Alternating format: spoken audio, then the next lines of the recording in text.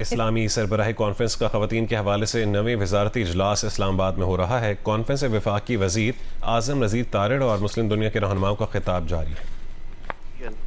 A future where every woman is empowered to lead, to innovate and to shape the progress and prosperity of Muslim world.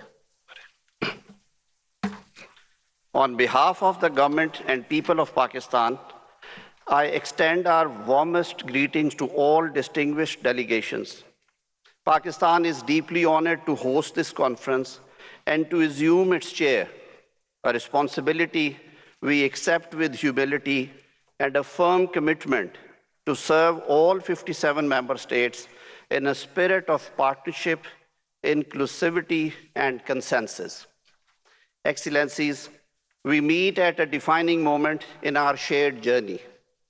Across the OIC, women are transforming economies, advancing scientific progress, strengthening institutions, leading businesses, serving in public offices, and contributing to peace and humanitarian efforts. Their achievements continue to shape stronger families, more resilient communities, and more prosperous nations.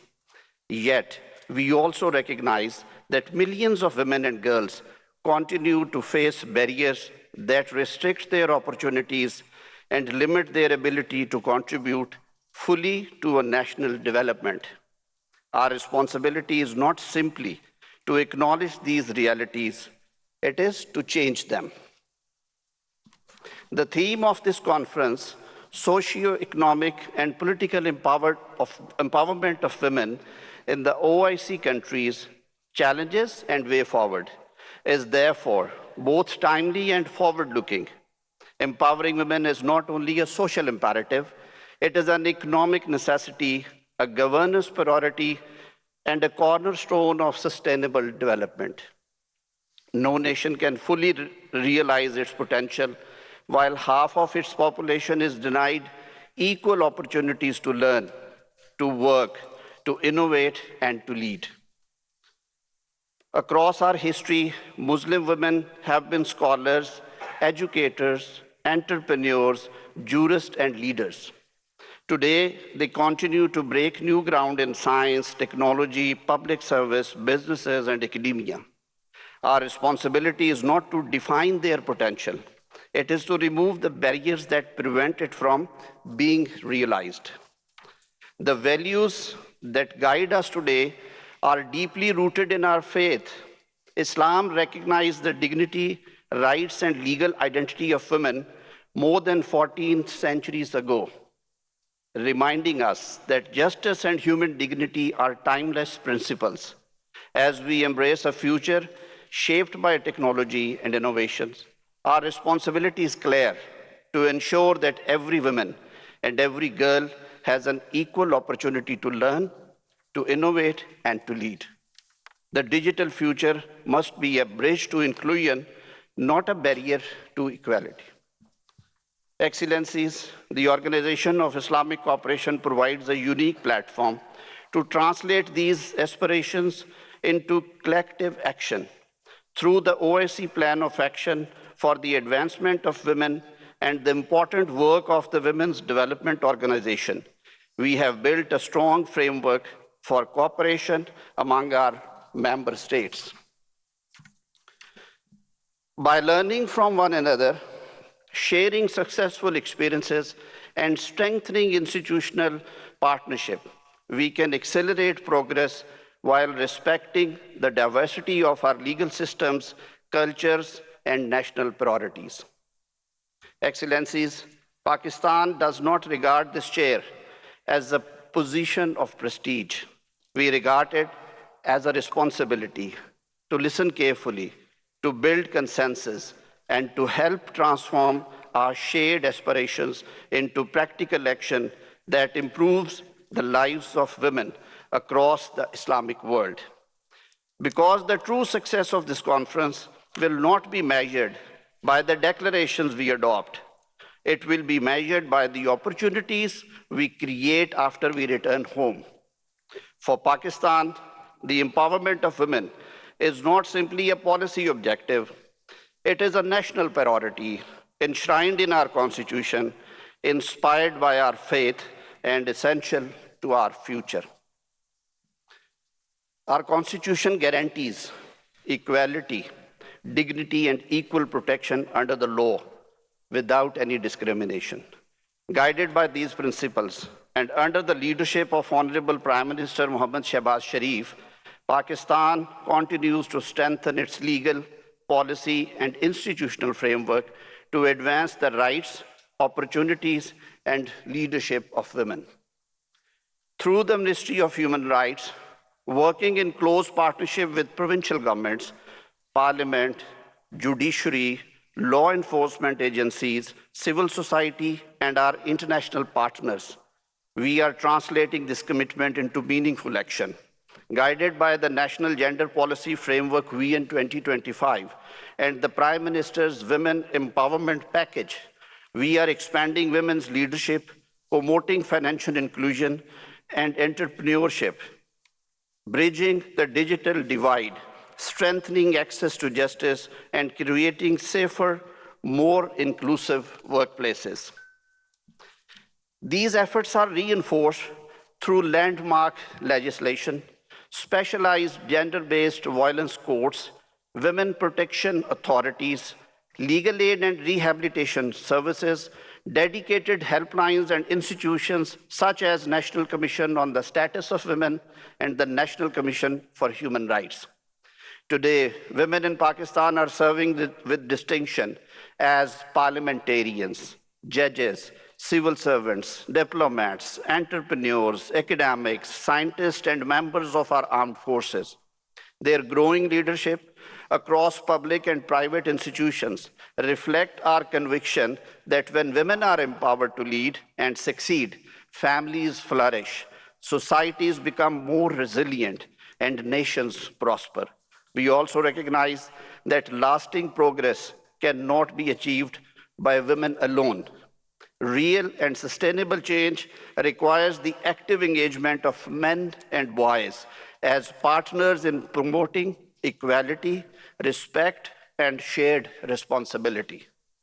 Building inclusive societies is a collective endeavor that demands the commitment of every institution and every citizen. Ladies and gentlemen, women's empowerment today extends beyond legal protection. It is about ensuring that every woman has the opportunity to learn, innovate, participate in the economy, access finance, contribute to decision-making, and realize her full potential. At the same time, we cannot overlook the hardships faced by countless women and girls living through conflict, occupation, displacement, and humanitarian crisis. We remember, in particular, the women and girls of Palestine and especially Gaza, whose resilience and courage in the face of immense suffering continue to inspire the conscience of the world. Women living in Afghanistan and illegally occupied Indian Jammu and Kashmir also deserve our attention. Their struggle reminds us that empowerment is not only about opportunity, it is equally about protection, dignity, justice, and hope. Our collective responsibility is to ensure that no woman or girl is left behind because of conflict, poverty, and inequality.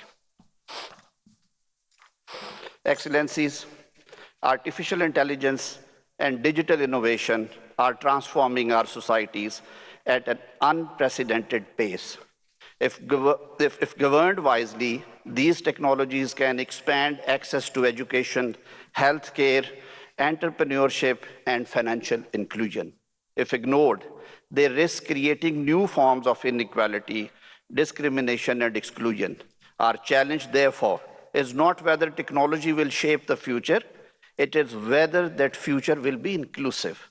The next generation of Muslim women must not merely participate in digital economy, they must help lead it. Ladies and gentlemen, as chair of this ministerial conference, Pakistan will serve every member state with respect, fairness, and openness. We will foster dialogue, build consensus, and strengthen cooperation so that the outcomes of this conference translate into meaningful progress for women across the OIC. Working closely with the OIC General Secretariat, the Women's Development Organization, and all member states, we will promote the exchange of experiences, encourage practical cooperation, and advance our shared commitment to the empowerment of women.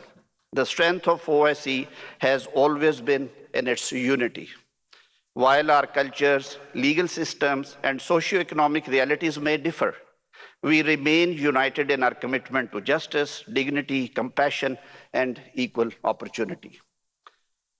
Distinguished delegates, today we have an opportunity to shape outcomes that can positively impact the lives of nearly 940 million women across the OIC, representing about 49.3% of the total population of OIC countries.